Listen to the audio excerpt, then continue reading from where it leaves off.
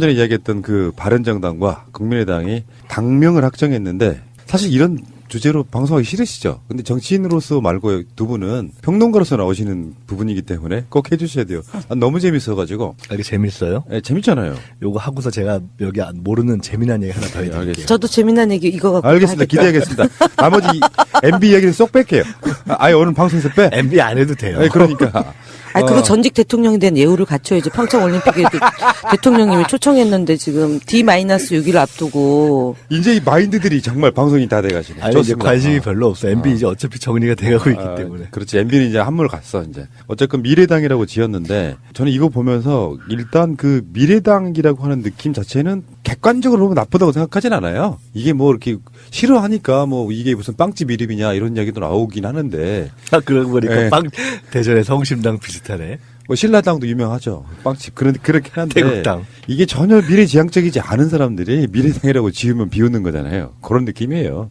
그리고 그게 그랬었나 봐요. 그 바른국민당이 굉장히 좀 교장 선생님 훈화적인 독재적인 발상이라고 굉장히 싫어했다는 이야기도 있습니다. 이제 결론은 네. 그래서 바른국민을 제치고 미래당이 된 거죠. 예. 근데 이 과정에서 지금 뭐 국민의당 중립파들 중에 3명은 통합신당으로 가고 또 2명은 민주평화당으로 간다. 뭐 이런 이야기 정도가 나오고 있어요. 4명 가는 거 아니에요? 5 중에 4명. 넷인가? 그렇죠. 황주홍하고 이용호 두 분이 네, 그렇죠. 빠지니까 셋들이네요. 1명 정도가 지금 거치표명을 안 하고 있다는데 그게 바로 손금주래요. 누구요? 손금주. 네. 비례 저기 송기석, 송금주. 박선수 의원도 아직 확정. 아니 그분이 어차피 그냥 그러니까 지금 은근슬쩍 어쩔 수 묻어가는 없지 거죠. 뭐. 뭐. 지금 비례들 중에 아마 또 넘어오고 싶으신 분들이 저는 과반 이상이라고 보니까 그러면 당이 이제 제대로 돌아가겠어요? 비례는 사실 미래가 다 없네요. 가고 싶지 않겠죠. 네. 미래가 없습니다. 그러니까 당의 미래가 없네. 진짜 중요한 게 국민의당이 아마 2년 전 요맘때쯤 창당했을 거예요. 네. 그래서 평당 2주년 무슨 케이크도 썰고 그러던데 그때 안철수의 워딩을 보면 내 정치 인생의 마지막이라는 각오로 그래놓고 2년 만에 또 당을 새로 만드는. 그 정치인이 뭐 그런 얘기는 할 수 있는 거예요. 미래를 알 수 없는 미래를 알 수 당이네요. 없어. 한 치 앞을 내다볼 수 없는 게 정치인데요. 근데 미래당. 재미난 얘기 좀 해보세요. 예. 뭐예요? 아니. 자, 기대하겠습니다. 안 재밌기만 해봐라. 어저께 추미애 대표가 이제 최고위원회의 이제 참석하는데 이렇게 본청을 들어오는데 본청에 들어오면 유리문이잖아요. 그러니까 뒤에는 누가 오는지 알잖아요. 예. 근데 이제 딱 뒤에 이제 누가 어느 분이 오더래요.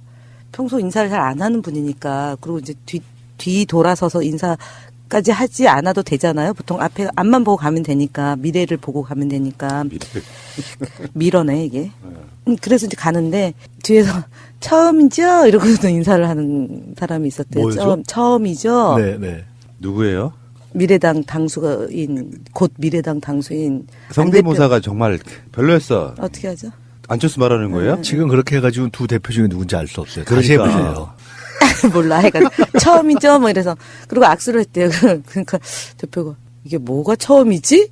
퀘스천 마크가 되는 거잖아요. 그러니까 뭐냐면은 당신은 뒤에 있고 그다음에 추 대표는 앞에 있는데 뒤에서 앞에 가는 추 대표를 부르면서 악수를 나누고 청하는 게 이제 처음이다라는 취지예요. 그랬어요? 그래서 그런 걸까요? 아니면 미래당 된 뒤에 처음 보는 걸다 뭐 이런 걸. 아니에요. 이제 그렇게 해석을 했어요. 근데 더 웃긴 거는 추미애 대표가 깜짝 놀란 거죠. 원래 그런 캐릭터가 아닌데. 그러니까 이제 이분이 이제 저는 그래서 어떻게 해석했냐면은 그 아까 정말 절실한 마음으로 정치를 하는구나. 그러니까 추 대표한테 평소에 잘 먼저 선뜻 악수를 청하거나 이런 분이 아닌데 악수를 청하는 정도의 제스처를 취하고 그것도 처음이죠 이러면서까지 이제 한 건데 문제는 거기서 끝난 게 아니고 아침에 이제 그렇게 악수를 받으니 하루 종일 이제 안철수 대표가 왜 그랬을까 이제 머릿속에 있었잖아요. 근데 추 대표가 그 어저께 저희가 평창 올림픽 성공 개최를 위한 행사를 하는데 안현수를 안철수라고 한 거예요.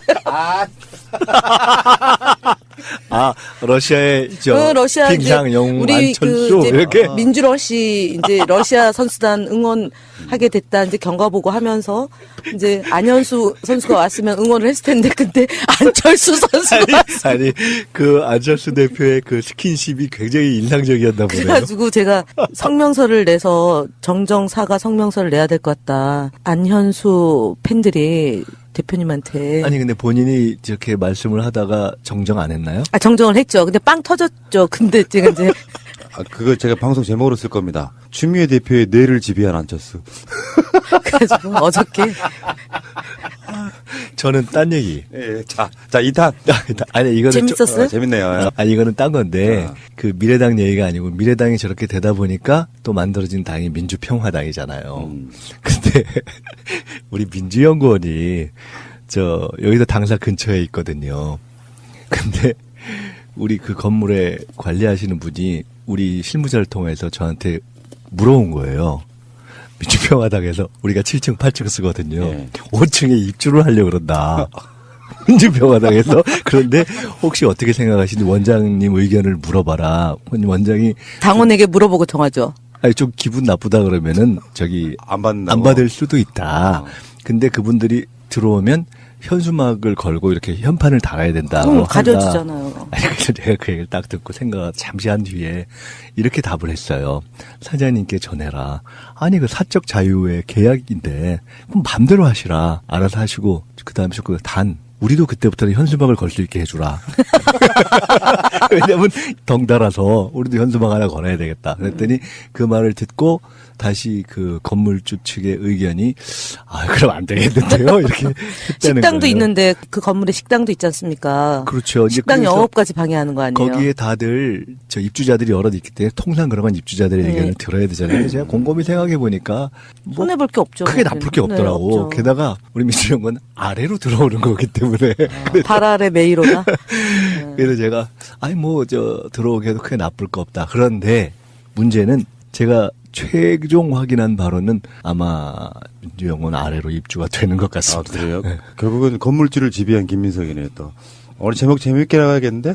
민주평화당. 계약했다는 것 같아요. 그분들도 친한 분들 많으시잖아요. 그러면은 여의도 찌라시에 또 하나 뜨겠네요. 뭐요? 이중대. 아니, 추미애 대표는. 아니지. 추미애 대표가 민주정편 TV랑 같이 하는 그 진짜가 나타났다에 나가서 이제 국민의당에 합류 안 당원의 한. 의견을 묻는다? 그 당원의 의견을 묻는다고 했는데 민주연구원의 원장은 민주평화당의 입주를 반대하지 않고 사실상 환영한 걸로 현수막으로 그렇지 딜하고 않아요. 현수막 전혀 거는 그렇지 걸로 않아요. 딜하고 당원이 묻겠다고 한 것을 묻는 절차도 무시하고 민주평화당이랑 미래를 나눈 아니 전혀 그렇지 이렇게 않고 되는 거 사실은 아닙니까? 그거는 사장이 건물주가 계약하면 그만인 거죠. 사실 우리한테 의견을 묻고 아니 말고 은근슬쩍 없지. 지금 묻어가시는 것 같은데요. 뭘 묻어가요. 그러니까 만약에 할 경우는 우리도 현수막을 걸겠다. 그냥 거기 당이라고 걸고 이러면 좀 그렇잖아요. 현재의 국민의당, 민주평화당으로 가보면 흐름은 이런 것 같더라고요. 호남에 있는 지역구에 있는 거의 대부분의 분들이 지금 현재 박주선이나 현직에 있는 김동철 같은 그 당직자들을 제외하고는 광주, 전남, 그러니까 호남 쪽의 분들은 사실상 민평당으로 다 갔다고 보시면 될 것 같고. 네. 그러니까 비례대표가 13명인데 그 중에서도 마음 떠난 분들이 꽤 있어 보이고요.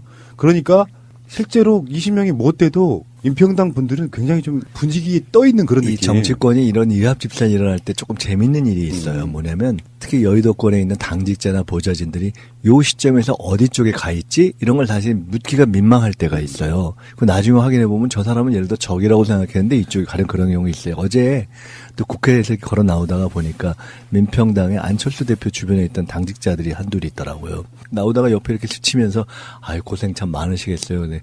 그럼 거기는 이제 어느 쪽으로 가는 거예요. 저는 의당, 미래당? 그러니까 그쪽일 거라고 생각. 그럼 거긴 미래당? 물어봤더니 아니 그게 아니고 민주평화당. 그래서 그게 당분간 무슨 당 하면 무슨 당 하고 서로 확인을 해야 되는 시간이 좀 필요해요.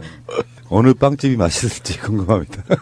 이상하게 보통 이제 뭐 민주당 뭐 당 하면 그런 느낌이 없는데 진짜 미래당은 빵집 느낌이 나네요. 미래당이 빵집이 무슨. 제가 말씀드렸죠. 민주당 깃발을 잘 안 해놨으면 지금 바로 민주당 가져갔어요. 그러니까요. 정말 잘하셨어요. 치아드립니다. 나 이 부분은 항상 느끼는 건데 민주라는 말은 정말 버릴 수 없는 말인 것 같아요. 더 이상의 찬사도 없고 딱 그 정체성을 그래서 드러내는 정치권에서는 늘 이걸 100억짜리 브랜드라고 하죠.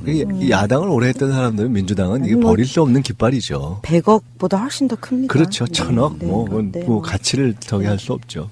가치가 없습니다. 민주평화당 돈으로 네. 따질 수 없는 겁니다. 그건. 정말 잘하셨고요. 민주평화당은 지금의 민주당이 그걸 컨트롤 잘 해야 된다고 생각이 들거든요.